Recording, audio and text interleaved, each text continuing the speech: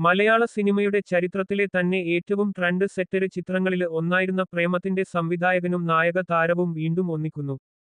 അതെ, അൽഫോൻസ് പുത്രനും നിവിന് പോളിയും നീണ്ട 11 വർഷങ്ങൾക്ക് ശേഷം ഒന്നിക്കുന്ന ചിത്രം ഔദ്യോഗികമായി പ്രഖ്യാപിച്ചിരിക്കുകയാണ്. നിവിന് പോളിയുടെ കരിയറിലെ 50-ാം ചിത്രം കൂടിയാണ് ഇത് എന്ന പ്രത്യേകതയുമുണ്ട്. ചിത്രത്തിന്റെ ടൈറ്റില് ലോഞ്ച് 27-ാം തീയതി രാവിലെ 10 മണിക്ക് എറണാകുളം പത്മ തിയേറ്ററില് വച്ച് നടക്കും. NB50, നിവിന് പോളിയുടെ 50-ാം ചിത്രം എന്നാണ് ചിത്രത്തിന്റെ നിലവിലെ വർക്കിംഗ് ടൈറ്റില്. മലയാളത്തിലെ ഏറ്റവും ട്രെൻഡ് സെറ്റര് ആയൊരു ചിത്രത്തിന്റെ ടീം വീണ്ടും ഒന്നിക്കുന്ന കാരണത്താല് തന്നെ വലിയ ഹൈപ്പ് വരാന് പോകുന്ന ചിത്രമായിരിക്കും ഇത്. പ്രേമം കൂടാതെ അതിനു മുൻപെത്തിയ അൽഫോൻസ് പുത്രന്റെ സംവിധാന അരങ്ങേറ്റം കൂടി ആയിരുന്ന നേരത്തിലും നിവിന് പോളി അഭിനയിച്ചിട്ടുണ്ട്. ഈ ചിത്രവും വിജയമായിരുന്നു. നിവിന് പോളിയുടെ കരിയറിന്റെ തുടക്കത്തിലെ ശ്രദ്ധേയ വിജയങ്ങളായിരുന്നു ഈ രണ്ട് ചിത്രങ്ങളും. പ്രേമം കഴിഞ്ഞ് ഒരു ചിത്രം മാത്രമേ അൽഫോൻസ് പുത്രന്റേതായി പുറത്തിറങ്ങിയിട്ടുള്ളൂ.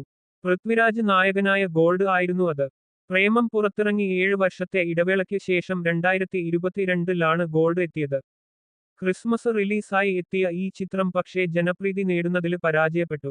അൽഫോൻസ് പുത്രന്റെ നെഗറ്റീവ് അഭിപ്രായം വന്ന ആദ്യ സിനിമയും ഇതാണ്. അതിനിടെ നടന് എന്ന നിലയില് ചില ശ്രദ്ധേയ ചിത്രങ്ങളിലും അൽഫോൻസ് എത്തിയിരുന്നു.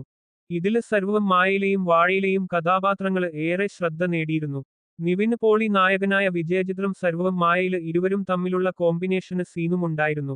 തിയേറ്ററില് വലിയ കയ്യടി നേടിയ രംഗം കൂടിയായിരുന്നു ഇത്.